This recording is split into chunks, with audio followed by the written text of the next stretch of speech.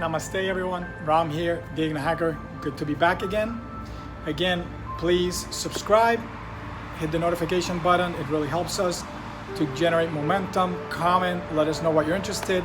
As you may notice, we have migrated the channel to DNA Hacker Secrets. My brand channel is the name also of my events. And so if you're interested in more information on that, find the link below. You can book a coaching session, visit my website for more information. So you've heard me, if you've been following my work, you've heard me discuss the importance of phytonutrients. The concept of food has to change because I see still that in society, the majority of people, they have this kind of archaic old view of what food is. That you can eat anything and in moderation, maybe it won't do much. But what you really want is to eat foods that empower you. And so even if I eat a little bit of meat or a little bit of that, I eat stuff in moderation, but I am not actually balancing my diet and eating foods that are loaded with the things that my body needs. And as we'll see, that talks to my DNA the right way and activates the right gene expression, then I'm going to set myself up for problems as I persist with that type of diet. So the topic of today's talk is I emphasize eating the rainbow, meaning you want to eat whole plant-based diet of a lot of different colors, and we'll explain why shortly. And the reason why you want to, main reason is you get these healing phytonutrients.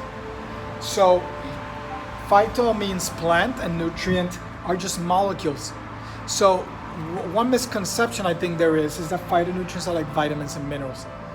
Phytonutrients are not vitamins and minerals. Those are other compounds that are in, or metals that are in the food itself that you need.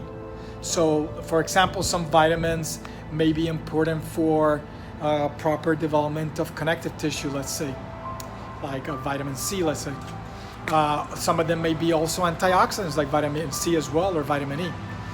Minerals are important for acting as cofactors sometimes. They facilitate and help the function of other molecules within your cell.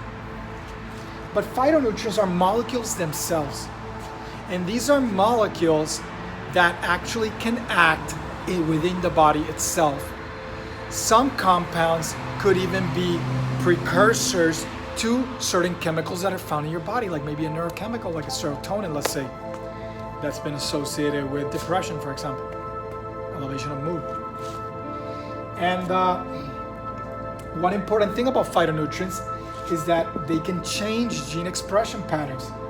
So that means that they can, I eat the right foods, certain genes get turned on.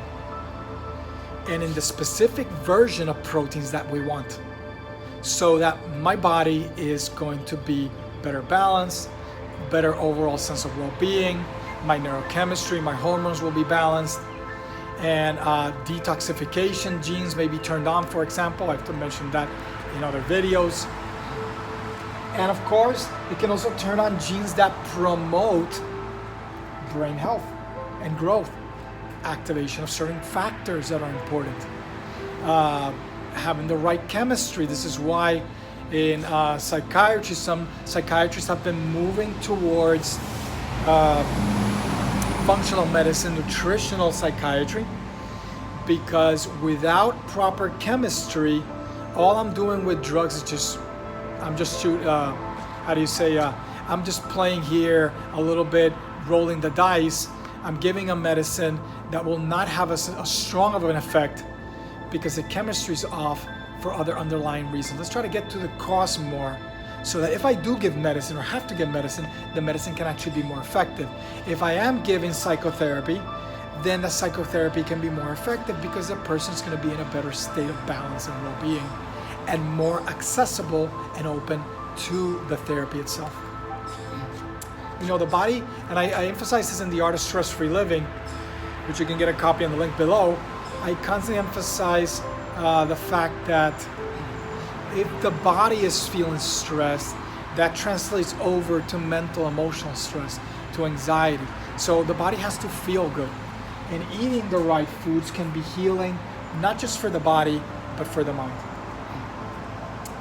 So another interesting thing is that related to gene expression is that our DNA recognizes these phytonutrients. It's almost as if our body is made for these types of foods, so that when I eat them, I'm actually putting into my body the right cocktail of chemicals that interact with my chemistry the right way. And so some of these chemicals, there's so many. I'm not going to spend the whole time here listing all the important phytonutrients. If you follow my work, like I say at medium.com, where I go through, and I've had close to 4 articles now on a lot of great stuff. If you're really very interested in your holistic health, you're very serious about it, you want to check that out. Molecules like sulforaphane, which I'll mention when I talk about broccoli and kale, lutein, flavonoids, and others that I'll mention shortly. So these foods are superfoods. So what is a superfood considered? We've talked about it before. Foods that are low calorie and high in nutrition.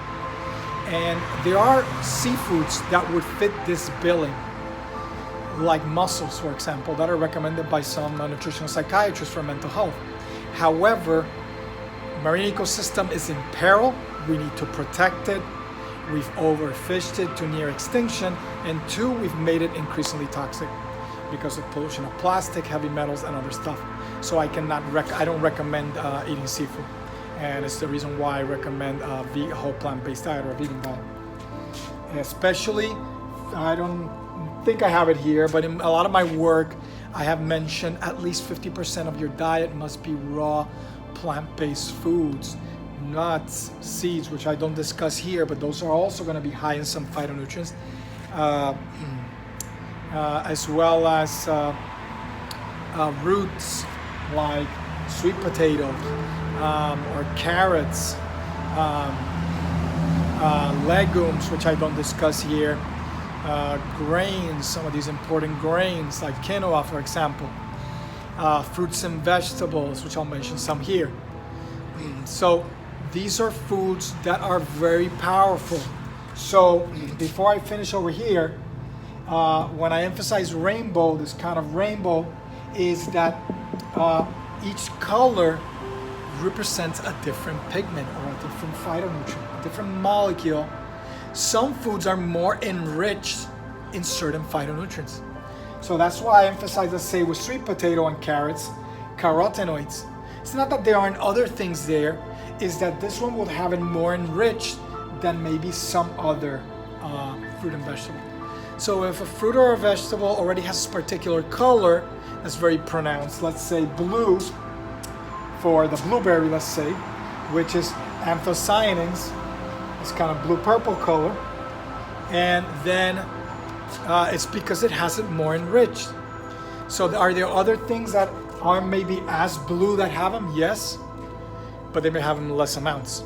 So you want to really focus on getting these natural colors, not just through your diet, but through the senses, being in connection with nature, going out hiking, camping, taking some time off away, maybe on a retreat somewhere where you go and it's out in nature in Central America or maybe the Midwest or up north. I'm from Miami.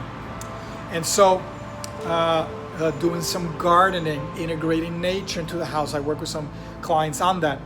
And you really want to integrate nature into your household.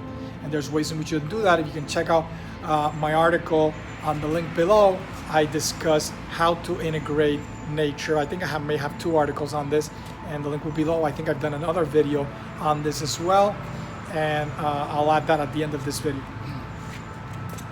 All right, and of course, these are going to have antioxidant, anti-inflammatory. They're really cell-signaling molecules. Cell-signaling molecules like lycopene, found in tomatoes and red peppers and watermelon, shown here, my beautiful drawings. And so you really want to get food. So when I juice, I always add a tomato, for example, so that I can add that extra source of nutrition without really altering the flavor. Again, coming from an Ayurvedic standpoint, knowing that everybody has a different constitution, energy type, their composition of their body and their spiritual qualities are different, they actually may not benefit from every single fruit and vegetable there is. When I work with clients, I tell them, okay, I don't want you to be eating this, this, and this until we kind of get you in the right state of balance that I want you, that I would like to see you. Of course, broccoli and kale, the sulforaphanes, these are very, very powerful. Studies have shown that they can turn on detoxification genes in the liver, amongst other things. They're just very powerful chemicals. And of course, you want to be mindful of eating these type of foods, broccoli, kale, spinach, these darker greens. Some of them have other chemicals like oxalate, which I discussed in a previous video on for foods that you may be overeating, or superfoods that you may be overeating. So what you want is about balance, not that, oh, kale is good for me, I'm gonna eat, every meal is gonna be kale. That can also be detrimental because there's some chemicals that you don't want in your body. All right, there's also quercetin, the yellow. So you can see we have red, orange, yellow, green, and blue, and then of course indigo or violet for the full spectrum. Apples, onions, even olive oil will be high in quercetin. Of course, that olive oil, you want it to be cold pressed and eaten like it is in the bottle. On a salad, let's say, not used and cooked and overheated. That generates damaging chemicals. All right, and then of course I already talked about the blueberries, other foods that have these anthocyanins. And of course, there's so many other important phytochemicals. You want to do your research, learn about them, learn what foods have them. In reality, you just increase your intake of whole plant-based diets, cover the rainbow, and you'll be absolutely fine. And beets, cherries, red cabbage, pomegranates, red onion, all of these will have some anthocyanins. And of course, these foods just have this kind of perfect combination, this holistic combination. Of course, all these foods really are man-made. If you trace back their origin, they date back to a period long forgotten by modern humans of when we were much more advanced. These foods were designed for humans to bring about greater states of well-being and health that were conducive to other important practices of those traditions, particularly contemplative traditions. My body needs to be in balance, needs to feel light and healthy for me to be able to do the spiritual practice that I teach my more advanced students, to be able to reach self-realization and things of that nature. Deeper states of consciousness, higher states. All right, so they're gonna have a combination of vitamins, minerals we've mentioned, the phytonutrients, essential fatty acids. So where do fish and other animals get their omega fatty acids and all these important fats that we need for our diet? From plants. So eat your plants. If you're interested in the omega fatty acids and how to optimize them, I've done a video and an article on medium.com. I'll try to put the link below as well. If when I'm editing this, I don't forget. And they also prebiotic fighters. I've done a video on this as well, an article on medium.com on prebiotic versus probiotic. What you really want are the prebiotic fibers that feed your gut bacteria. So it's going to promote gut health. And of course, I mentioned activation of genes for detoxification. These phytonutrients that are anti-inflammatory to decrease inflammation in the body. And remember, inflammation is associated with a number of chronic diseases. So you want to keep inflammation in check, as well as it's associated with stress.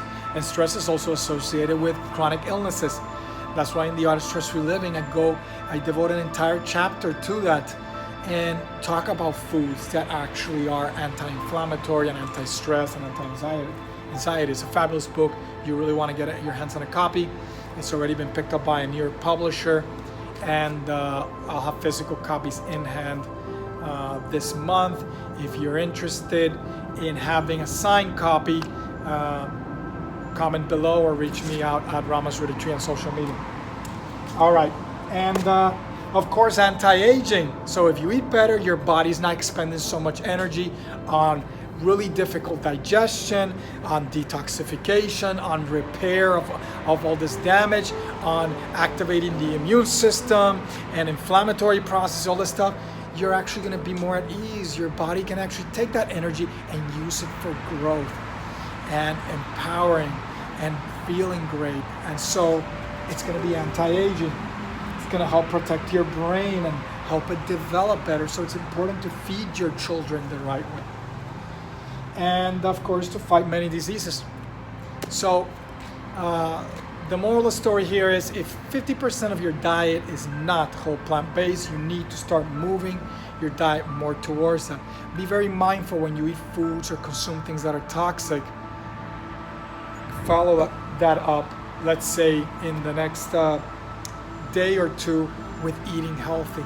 A lot of people just are constantly eating very heavy, very dense, very toxic foods that are very damaging to them.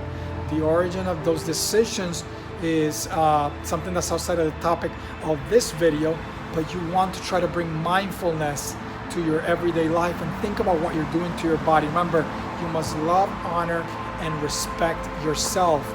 Show it through your every action, through your every thought, through your speech, how you treat yourself, how you relate to yourself and to others and to nature. I hope that served you well. Have a beautiful day. God bless.